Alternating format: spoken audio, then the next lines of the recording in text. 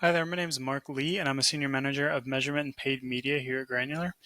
I wanted to talk through some of the questions that I get from my clients regarding GA4 in relation to what metrics um, are within GA4 and what have kind of gone away with the sunsetting of Universal Analytics.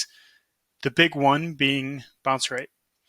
So I wanted to talk through that and just kind of explain these new metrics that have come in with the introduction of GA4 and essentially kind of why bounce rate is gone and why bounce rate can't really work with GA4. So when you load into your traffic acquisition or user acquisition, we'll speak to the traffic acquisition, you'll notice there's several different metrics that look new within GA4, and you'll notice that bounce rate is gone.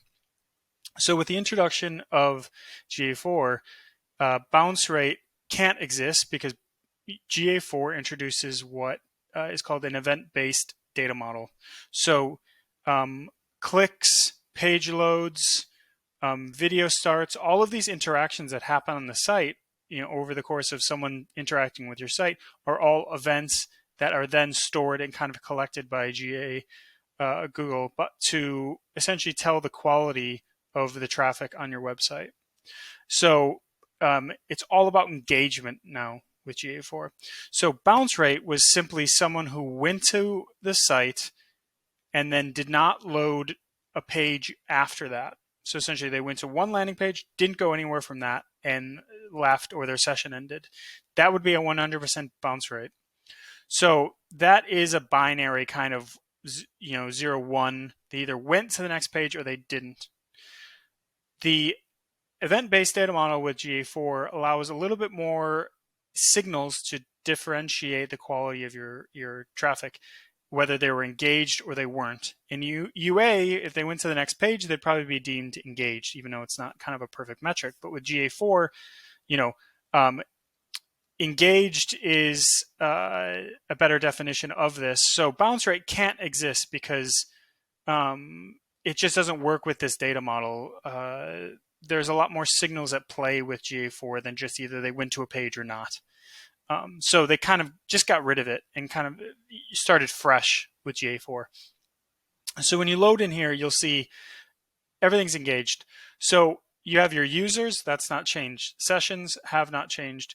Now you have your engaged sessions. So the definition of engaged sessions is brought up on the screen. The number of sessions that lasted longer than 10 seconds or had a conversion event, which you deemed, so either a lead gen form or purchase, or had 2 or more screen or page views. Screen views would just be an app.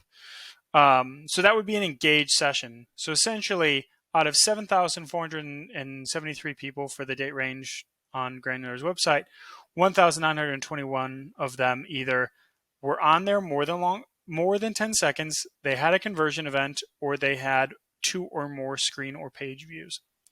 So that is the definition of engagement metric, or engaged session, excuse me.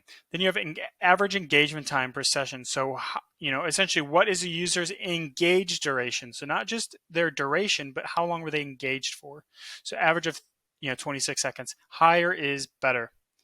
Engaged sessions per user. So how often out of all the sessions, or out of all the users that are coming through a specific channel grouping, how many of them were engaged? So, organic has a high number, 0.69. The higher is better for this. Events per session, just how many events were completed, higher is better. You can control what events you deem to be important, but this is it. Engagement rate. So engagement rate is essentially just engaged sessions versus sessions. So higher is better. You can see with organic 55% versus something like paid search, which is 16%. So these are some of the key metrics that come into play with this. When you go over to your user acquisition report, you'll still have engaged sessions.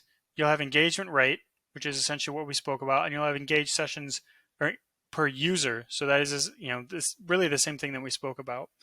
And then average engagement time, at the user level. So I think it's important to stress that bounce rate is not an important metric. You have a lot more important metrics to follow with GA4. So kind of wipe your focus on bounce rate and start focusing on engaged sessions, engagement time per session. If you want to talk about quality of the traffic on your site, excluding, focusing on impressions, focus on, or excuse me, subtract the idea of focusing on conversions or transactions, and you want to focus on the quality of the traffic before someone purchases or completes your lead form. Focus on engaged sessions, average engagement time per session, engaged sessions per user, all of these metrics, because they're really important. Higher, is better, and this helps you really rank the quality of your traffic. So I hope you find that valuable. Definitely go in your own GA4 property and start to work with some of these, because I think you'll find real value in what GA4 offers as far as engagement metrics for web traffic. Okay, thank you.